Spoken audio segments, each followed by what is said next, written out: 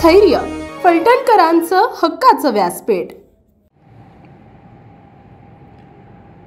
दिनांक 10 ऑक्टोबर रोजी सकाळी 10 वाजता फलटण शहरामध्ये संभाजी महाराजांचा पूर्णकृती पुतळ्याचा अनावरण कार्यक्रम होत आहे। गेल्या अनेक वर्षांपासून दशकांपासून संभाजी महाराजांचा पुतळा फलटण शहरामध्ये व्हावा अशी आपल्या सर्वांचीच त्या ठिकाणी भावना होती। प्रामुख्याने संभाजी महाराज हे फलटणचे नातू, त्यांचा आजोळ फलटण, आणि या कारणाने संभाजी महाराजांचा पुतळा फलटणमध्ये व्हावा अशी आपल्या सर्वांची भावना असताना तो दिवस 10 ऑक्टोबर 2024 रोजी सकाळी 10 वाजता हा उजाडला आहे असं समजायला हरकत नाही।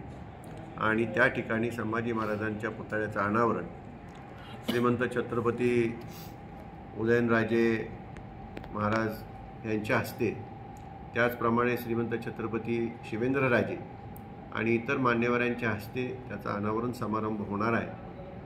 त्याचबरोबर शिवाजी महाराजांचा सुद्धा पूर्णकृती पुतळा व्हावा अशाही प्रकारची भावना त्यामध्ये अनेक तरुण मुलांची आहे। फलटणच्या आणि फलटणच्या आसपासच्या सर्वच नागरिकांची, ग्रामस्थांची आहे। आणि त्या दृष्टीने शिवाजी चौकातच शिवाजी महाराजांचा सुद्धा घोड्यावरती स्वार असलेला पूर्णकृती पुतळा करण्याच्या दृष्टीने त्याचंही भूमिपूजन या सर्व मान्यवरांच्या हस्ते घेण्याचा निर्णय त्या ठिकाणी घेण्यात आलेला आहे। या दोन्ही समारंभांसाठी आपण आणि विशेष करून संभाजी महाराजांच्या पुतळ्याच्या अनावरण समारंभासाठी आपण आवर्जून त्या ठिकाणी उपस्थित राहावं अशा प्रकारची विनंती मी या ठिकाणी करत आहे। गुरुवार दिनांक 10 ऑक्टोबर रोजी सकाळी 11 वाजता धर्मवीर छत्रपती संभाजी महाराज यांच्या पूर्णकृती पुतळ्याचा अनावरण सोहळा सातारचे खासदार माननीय श्रीमंत छत्रपती उदयनराजे भोसले साहेब यांच्या शुभ हस्ते, तसेच श्रीमंत छत्रपती शिवेंद्रसिंहराजे भोसले यांच्या शुभ हस्ते आणि श्रीमंत रामराजे निंबाळकर साहेब यांच्या अध्यक्षतेखाली हा अनावरण सोहळाचा कार्यक्रम संपन्न होतो आहे।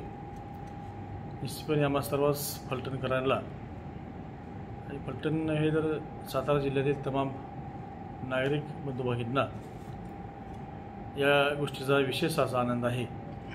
याचं कारण संभाजी महाराजांच्याबद्दल आपल्या सर्वांच्याच मनामध्ये आणि विशेषतः तरुणांच्यामध्ये एक अतिशय आदराची भावना आहे। छत्रपती संभाजी महाराज हे एक शौर्याचं प्रतीक आहे।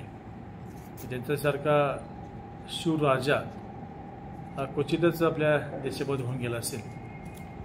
तेवढे त्यांनी आपल्या छोटीशी कारकीर्द होती, पण त्या छोट्याशा कारकिर्दीमध्ये अनेक लढाई त्यांनी जिंकल्या आणि माझ्या माहितीने त्यांनी एकही लढाई हरलेले नाहीत। अशा प्रकारचा इतिहास त्यांच्या नावे आहे। आणि मगाशी बाबांनी सांगितल्याप्रमाणेच छत्रपती संभाजी महाराज यांचं आणि फलटणचं एक वेगळं नातं आहे। ते त्यांचं आजोळ हे फलटण आहे आणि त्यामुळं मनापासूनचा आनंद फलटणचं राजघराणं असेल, निंबाळकर राजघराणं असेल आणि सर्वच फलटणचे आमच्या नागरिकांना मनापासूनचा आनंद आहे।